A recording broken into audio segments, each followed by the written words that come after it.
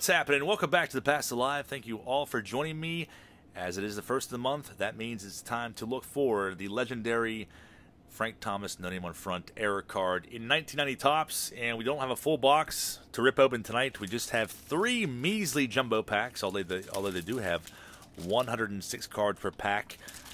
Prices of these boxes, 1990 tops wax, have increasingly gone up in price. They're consistently selling for around $70 a box now, which is absolutely crazy. But I've had these sitting around for a few months now. I purchased them off of a friend of a friend. And these typically sell for about $20 a pack these days, which also is pretty crazy. But I have a pretty good feeling that the NNOF front can be found in these packs based off of people that I've talked to, things that I've heard throughout my last 10 years back in the hobby. So I got 3 packs before us. I did buy a sealed case of these a few months ago, but I just don't have it in me to open that case just yet. So it's been a busy past few weeks.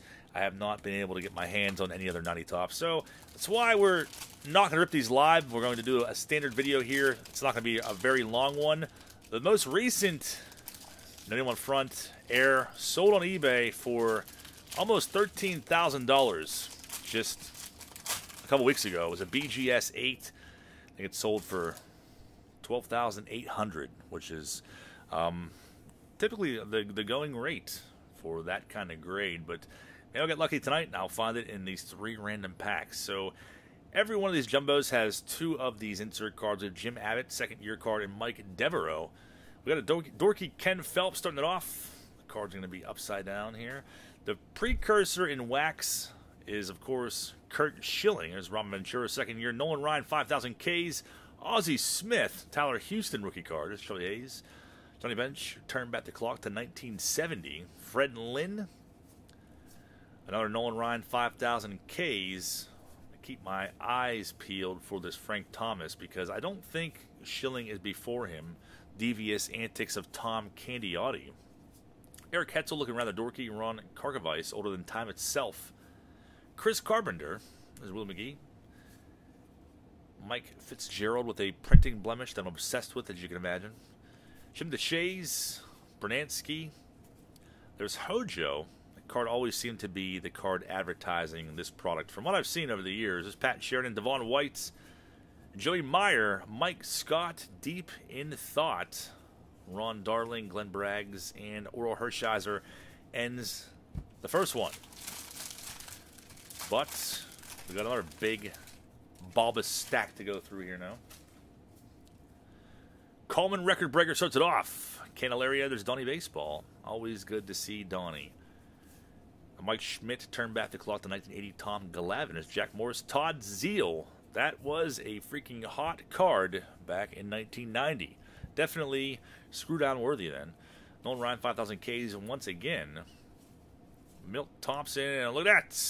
It is Curt Schilling, but not a Frank Thomas behind him. In wax, he is always a precursor, unless the packs are searched or something like that. But, by the way, this is not a Curt Schilling rookie card. I've said it many times. I will continue to say it. It's a first tops card, not a rookie. There's definitely a difference. There's Big Mac, Kelly Gruber, Bip Roberts, Roger Clemens. We have George Brett throwing a temper tantrum. Coleman again, Lee Smith, Tom Lawless. So we're getting some nice names out of here. Some big players. Mark Grace, Johnson, second-year card. Neil Heaton and Brian Fisher. Strawberries, Bonds. I liked this pack a lot as a kid.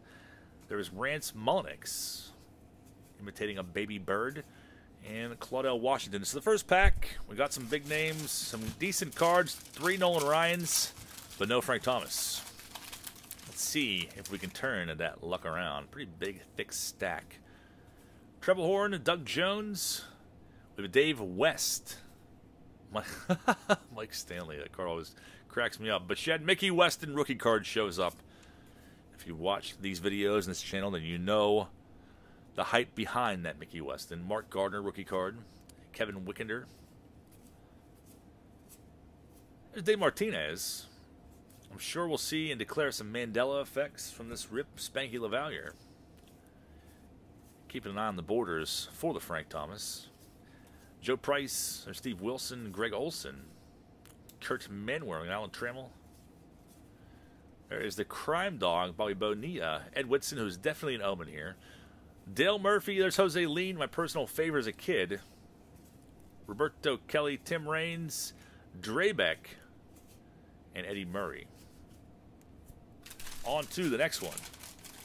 More than likely, I probably will end up cracking that case of jumbos that I have, just because. I'm probably opening. I think there are. I honestly can't remember. There are only 20 in there, maybe.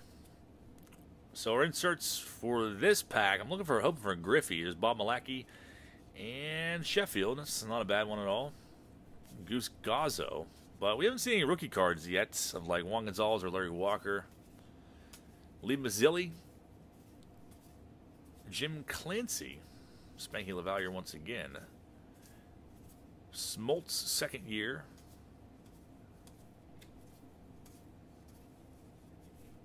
Terry Pohl, there's a Ripken.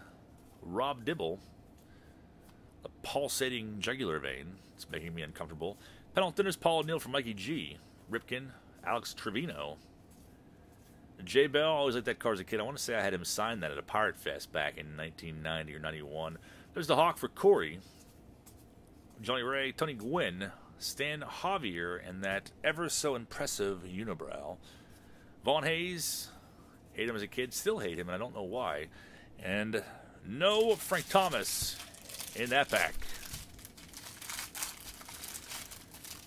Can we find him in this final big fat jumbo?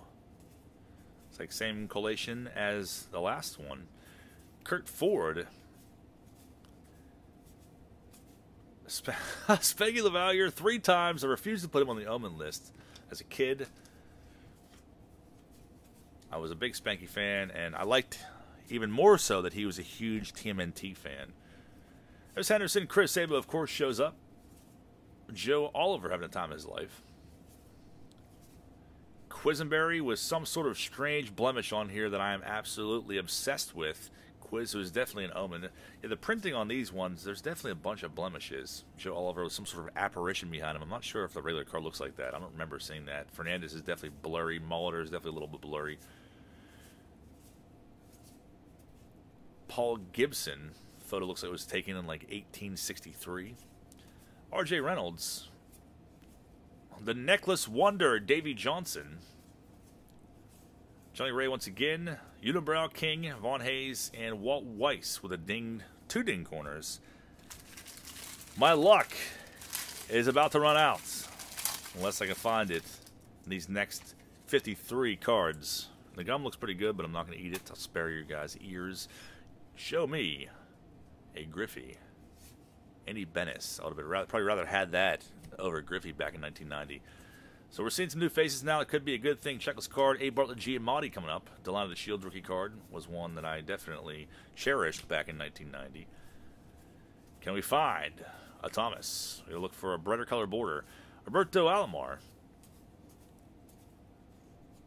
So that'd be what? Over 600 cards and no sign of a Thomas. And I'm not real hopeful. Yeah, I guess that card's supposed to be like that. Fernandez is blurry again.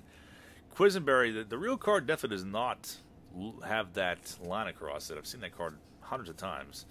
So, but the exact same collation, and I don't think there's a Thomas in here because I don't see a brighter color border. They are all dark tones. No Frank Thomas in any of those packs. I am so tempted to go and get that case and crack it. And wouldn't you know it, my favorite cards from this rip happened to be one of the OG Omens here, Mr. Quisenberry himself, with the sweet printing line. That's it for this video. Short and sweet. Like I said, I'm going to try to track down some 90 tops from the corners of the world. Have a great weekend, and I'll see you guys all next time. Thanks for watching.